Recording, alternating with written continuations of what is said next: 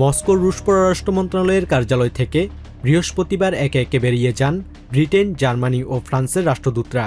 ইউক্রেনে যুদ্ধবিরতির লক্ষ্যে গত রবিবার লন্ডনের প্রেসিডেন্ট জেলেনস্কির সাথে পশ্চিমা এই তিন শক্তির বৈঠকের পর মস্কোর সাথে এই গুরুত্বপূর্ণ আলোচনা সম্পন্ন হল।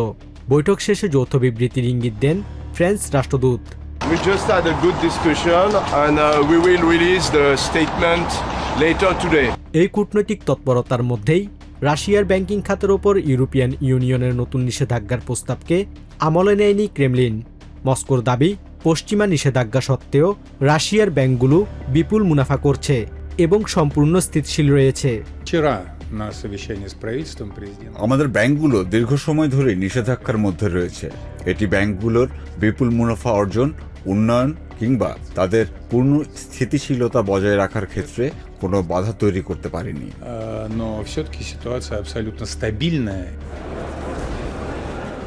এদিকে বার্লিনে জার্মান পার্লামেন্টে দাঁড়িয়ে চ্যান্সেলর ফ্রেডরিক মার্চ ইউক্রেনকে দ্রুত ইউরোপিয়ান ইউনিয়নের নীতিমালার সাথে যুক্ত করার প্রস্তাব দিয়েছেন। একই সাথে তিনি মস্কোর আমন্ত্রণে অংশ নেয়া চরম ডানপন্থী বিরোধী দলীয় নেতাদের কড়া সমালোচনা করেন।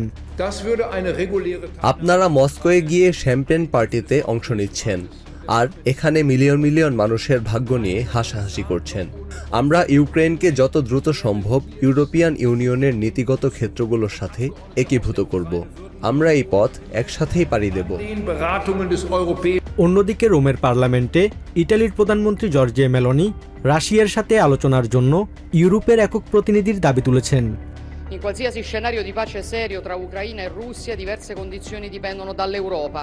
মস্কোর সাথে পশ্চিমাদের আলোচনা আর ইউরোপের অভ্যন্তরীণ রাজনৈতিক চাপ সব মিলিয়ে ইউক্রেন সংকট নিরসনে এক নতুন কূটনৈতিক সমীকরণ তৈরি করছে বলে মত বিশ্লেষকদের। Basudebnath, TVN24 news desk.